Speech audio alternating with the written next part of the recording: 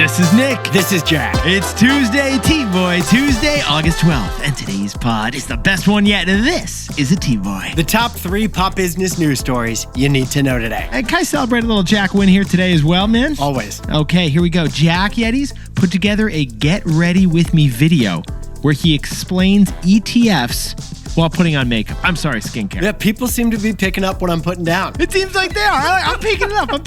Yetis. We threw that GRWM on our TikTok. Check it out. In the meantime, Jack, 3 fantastic stories for today's T-Boy. For our first story, our 2 biggest chip makers, Nvidia and AMD, just signed an unprecedented deal with the United States government. But what this news is really about is an AI tax. The first ever AI tax. For our second story, it's Fazit.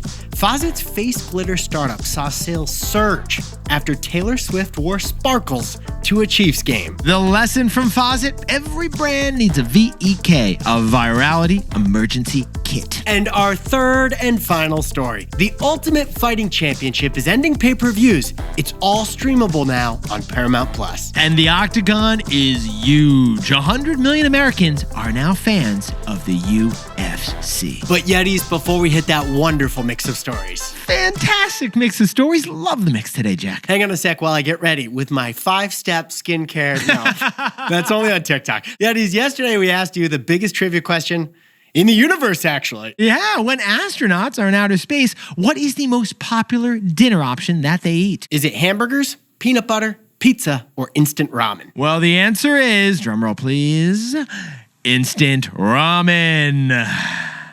The Japanese noodle soup. Most of you actually got that wrong, I want to point out. It's specifically cup noodle instant ramen. Yeah. That's the brand that made ramen noodles go viral. Get this, Americans, we now eat more instant ramen than we do McDonald's Happy Meals. But Nick and I found the origin of ramen noodles. Yeah. And it's in the rubble of post-World War II Japan. An enterprising young man named Momofuku invented the ramen noodle to feed his hungry nation. But instant ramen is actually a deeply ironic subject for our weekly show. The best idea yet. Yeah, it is, Jack, because this food has actually powered most businesses we cover on the show. Think about it. Nearly every startup at Point is so tight on cash that their co-founders eat ramen. It is the only meal that extends your cash runway by years. Instant ramen has fueled 1,000 unicorns. And it's filled a million sophomore students' stomachs as well. And you can learn how instant ramen took over the planet on this week's TBIY. And you'll meet the Japanese visionary who turned it from a late-night snack into a global food empire. So Yetis, check out the best idea yet. We got a link, as always, in this episode description. But in the meantime, Jack, we got 3 fantastic stories for today's pod. What do you say we serve them up? Let's hit them. Heat them up, baby. 15 years before this song, 2 boys from the Northeast met in the dorm.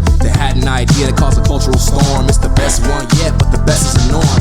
Jack, Nick, that's it. I don't even think they need to practice. 50%, that's a fat tip. T-Boy City on your at-list. If you know, you know, cause we ready to go. We can't wait no more, so just start the show. Start the show. For our first story, America's 2 biggest chip makers, Nvidia and AMD, just agreed to an unprecedented export deal. 15% of their China sales are going to go to the U.S. government. We think this brand new type of tax could be training wheels for an even bigger brand new tax. An AI tax. But Yetis, first, let's talk about Nvidia and AMD, the Roger Federer and Rafael Nadal of the chip industry. Or Jack, also, I've heard some people refer to them as the Paris Hilton and Nicole Richie of the chip industry. Well, they're both pretty rich right now. These are the 2 largest and most advanced chip companies in America, and they're going to pay the U.S. government 15% of whatever revenue they make in China. That's the headline, and that is huge. Now, critics call this another case of Trump extorting business. Companies can only do their thing in this economy if they do it Trump's way. You can only export your product to China if you give the government 15% of your revenue. So why would Nvidia agree to this? Well, China's a huge market. Huge. So the alternative is nothing. They're happy to pay 15% in order to play there. They're paying to play. So to make this clear, it would be the first time a company has agreed to pay the government in exchange for permission to export their products abroad. It's the monetization of trade policy, not based on rules, based on Make me an offer and I'll decide. And now, one thing we should point out about this huge new deal is the reason chip exports to China were restricted in the first place. What was it, Jack? National security. That's right. So this deal kind of ignores that initial reason. Actually, Nick, this deal still forbids Blackwell, NVIDIA's most advanced chip, but Trump said he's open to including that chip as well as part of a bigger US-China trade deal. But besties, here's what we found fascinating about this story. Another way to look at this deal is that it's a brand new type of tax. And America has a really interesting track record when it comes to new taxes. In 1943, let's go back to FDR's era, Nick. Hit me, Jack. America's income tax became the envy of the developed world. Yeah, it was basically like a sneaky economic accelerator. Here's why. Taxes are necessary for every nation, but people universally hate and resist giving up their money to the government. Remember the Boston Tea Party? It began the Revolutionary War. But in 1943, Congress forced America's companies to withhold taxes before they even hit their employees' bank accounts. This is basically Psychonomics 101. Citizens are way less resistant to a tax if it was money they never got in the first place. The key was the withholding. That's what made taxes way more doable in America. Anyone can charge a tax. You have to withhold the tax. Now, similarly, this NVIDIA China deal is really a new form of tax. An export tax, something America and the world has never done before. Now, Yetis, if this export tax starts a trend, like withholding income taxes did back in the 1940s, then trade among nations will decline even more. But speaking of new taxes, Nick. Yes, Jack. We got a takeaway. So, Jack, what's the takeaway for our buddies who are everyone affected by AI? This NVIDIA export tax is training wheels for an AI tax. Yetis, AI is coming fast and it is coming furious. There is huge opportunity, but also huge potential cost to jobs. American companies have pretty much stopped hiring in the last few months, and AI definitely has something to do with that. So here's what we're thinking. If AI causes high unemployment, like some think it will, the government will have to do something to make up for it. Something big, probably. And one simple and appealing option would be to tax AI companies and distribute the revenue to citizens. Picture this. Imagine a 5% tax on every dollar of revenue associated with AI to fund a universal basic income. UBI. Like, the government gives $2,000 a month to every American because the world of AI is so crazy. And the biggest companies benefiting from AI are the biggest 10 companies in the world. And we can't just let the biggest 10 companies in the world take all the spoils of AI. Well, this new corporate tax on Nvidia, the #1 company in AI, it could be the precursor to exactly this. This could be training wheels for the first ever AI tax. For our second story, Fazit, these sparkling makeup patches had a Taylor Swift moment and sales surged to $40 million. Fazit shows us why every brand today needs a VEK, a viral emergency kit. All right, Jack, how about we set the scene here? Yetis, you're 29 years old, you live in Florida, and you're doing a heated yoga class on a Monday night in a cold October. Cold in Florida? Poor scene setting, man. You know how soft those Floridians are, Jack. All right, she gets out of class, and there's 31 unread messages on her phone. Turn on the football game fast. Taylor Swift is wearing your business on her face. Shut up! Yeah. Did you say Taylor Swift? Yeah. She was wearing my product on national TV? True story. Aliette is the co-founder of Fazit, and this happened to her. She happens to make patches that you put on your face for glittery freckles. Fazit Sparkle Patches are now the star of every musical fest you're going to. Basically, they make your cheeks look like a Lisa Frank sticker book. They're adult facial flair. They're instant glam. Now, to sprinkle on some context here, glitter is historically an engineering challenge because plastic glitter is very hard to clean off your face. As one stand-up comedian put it, glitter is the herpes of craft supplies. It's hard to get rid of. So instead, you'd apply Fazit kind of like a fake tattoo. It's easy to clean off or it falls off after 3 days. And the business model of Fazit, which makes these sparkling patches, is a lot like Starface, the pimple patch company we covered on the pod. That's right, but the use case isn't for acne, it's really for attending live events and looking glam. Actually, Fazit does cover patches for skin issues you're embarrassed about, like pimples too. That's true, which reminds us that suddenly this has become a booming category for teens. Sparkling things you put on your face. To cover up blemishes. I wish I had it.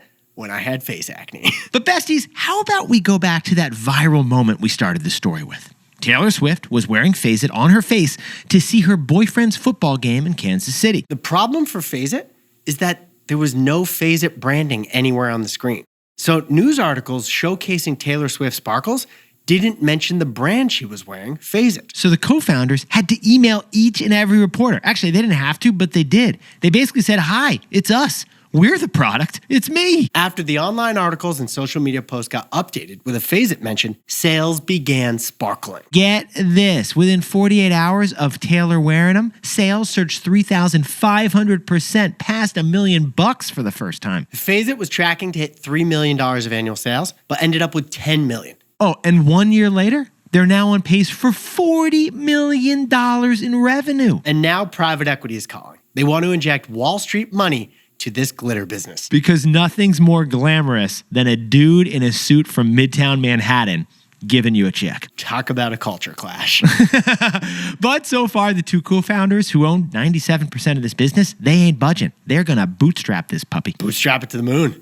And their perspective is that the rest of the beauty industry is just too serious. Yeah, SPF, chemical this and that, 42-step skincare routines. So instead of serious, they're doing sparkles. And that's their competitive advantage. So, Jack, what's the takeaway for our buddies over at Fazit? Every brand needs a VEK, a viral emergency kit. Now, Yetis, there is one detail we didn't tell you. Fazit actually spent 6 months targeting Taylor Swift before it went viral, hoping she would wear the sparkles. They knew it would blow up the business, so they sent samples to Sabrina Carpenter, who was Taylor's opening act. They sent samples to Chiefs football players' wags, their wives and girlfriends, and even to Taylor's longtime makeup artist. The key is that they only needed one to work, and eventually it did. Their hard work paid off. But what's more interesting to us, this should have been 15 seconds of fame for Fazit. That is what we found fascinating. How did they get one moment to turn into a full year sales surge to $40 million that hasn't even stopped? Here's how. They prepared for virality. When it happened, they didn't run out of materials. And they even had plans to catch the momentum and take it even further. For example, they jumped on their first opportunity of a collab. They did a version with Elf Beauty that got them even more awareness. And then they set up pop-up stores outside of the locations of the rest of the Eras Tour to sell to the Swifties directly. Besties, virality doesn't matter if you can't capitalize on it. But Fazit had a virality emergency kit. Hey Yetis, if you're a bestie, take a sec and hit that subscribe button. And like this video while you're at it. If you leave a comment, by the way, we'll read it. For our third and final story, the Ultimate Fighting Championship is ending pay-per-view forever. They're now streamable only on Paramount+. Trivia. UFC is now more valuable than one of the 4 major American sports. Which is it? I know the answer. I'm not proud of it. I'm not happy about it. But Yetis, do you subscribe to Paramount Plus? Unless you're a Yellowstone superfan like my in-laws, the answer is probably no. Jack, can you sprinkle on some context as to why? Paramount just finished their merger with Skydance, and the whole company is now run by David Ellison, who is the son of Larry Ellison, the founder of Oracle and big-time billionaire. David Ellison paid $8 billion to acquire Paramount. And even for a Nepo baby, that's a lot of money, Nick. At that level, you got to ask really nicely.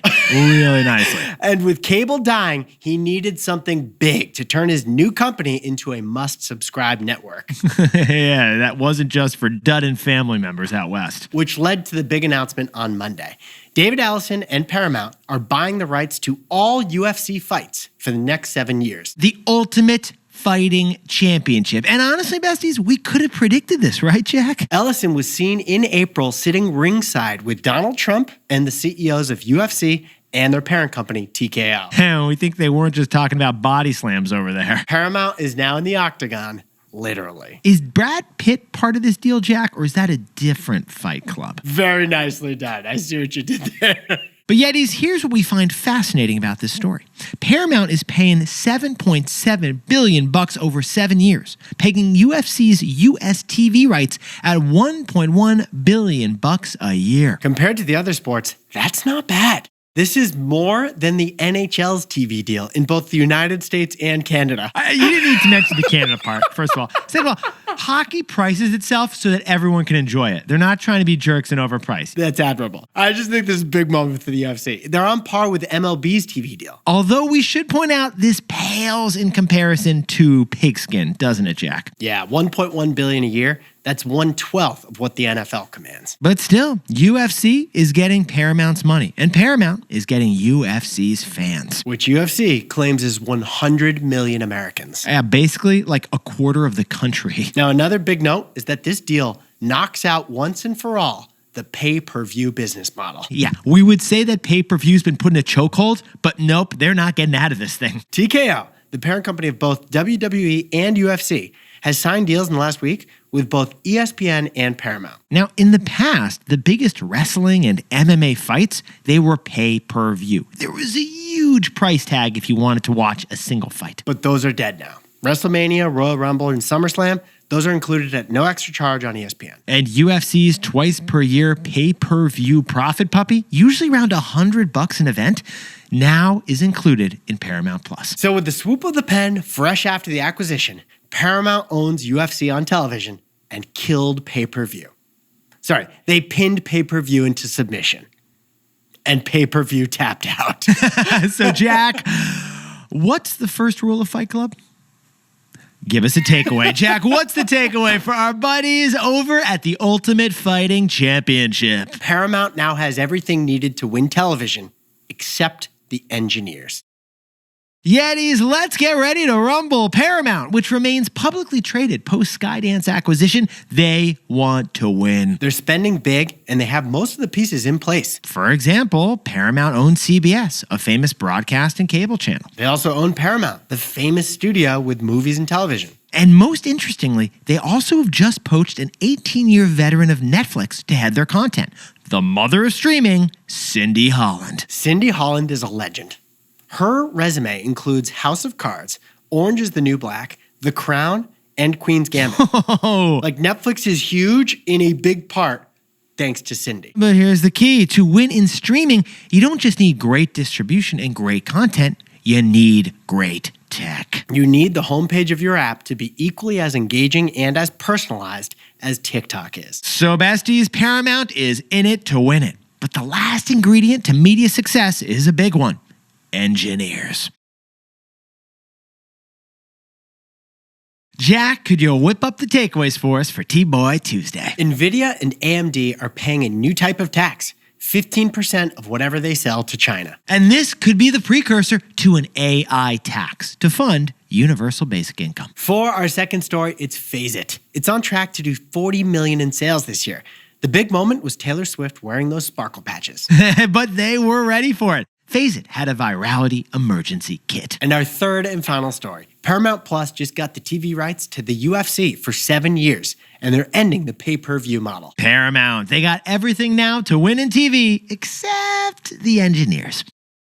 But Yetis, this pod's not over yet. Here's what else you need to know today. Jack, what would you like on your tacos? Oh boy, I see what you're getting at. Because Trump just extended a pause on China tariffs for another 90 days. With Trump, some deadlines are actual deadlines. Others are just dates on a calendar. So we're all kind of learning it's best to ignore the deadlines, just wait until or if things are actually effective. The whole world gave a sigh of relief yesterday as the US and China, those tariffs are the most costly of all. And second, Ford still believes in electric vehicles. They just announced their biggest plan yet to build the next Model T. They're investing $2 billion for a new plant in Kentucky to build their lowest priced electric car yet. $30,000, which Ford says is the same price as the Model T, their very first car, adjusted for inflation. And finally, Chappell Roan's song that references Saskatchewan, that drove huge interest in traveling to Saskatchewan. No joke. This was Saskatchewan's viral moment up in Canada. 50,000 interactions on their social media pages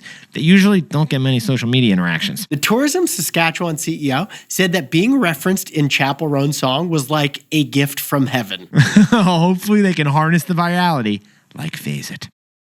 Now time for the best fact yet. This one sent in by Aaron McConnell from lovely Mission Viejo, California. Aaron remembers that story we did a few months back about Trader Joe's, because each Trader Joe's has local paintings, like hidden within the store. Well, it turns out Bass Pro Shops also has a side hustle, in painted artwork as well. Each store features a unique mural that depicts the iconic local destinations of the region. Each Bass Pro Shops is basically hand painted by local artists. Not basically, totally. Yeah. Like this is like the WPA of the New Deal, Jack, putting local artists to work for the public good. It's like the CCC, the Civilian Conservation Corps, showing off America's outdoors. Bass Pro Shops is the Sistine Chapel of catch and release. And you can literally catch a fish and release it in the store. It's a thing. It's a thing. Yetis, you look fantastic today. And if you are chowing down in some noodles that took you 60 seconds to heat up, we know what you should do while you enjoy them. Check out our full 45-minute episode on the untold origin story of Instant Ramen. There's a great story of the name Cup Noodle and why they let out the off or the of. And why they let out the S, too. Yeah, true. They didn't make it a plural. But you'll have to hear that on the show. We got a link in the episode description to our other show, The Best Idea Yet. In the meantime, Jack and I got a jammy egg we got to cut open. We'll see you there.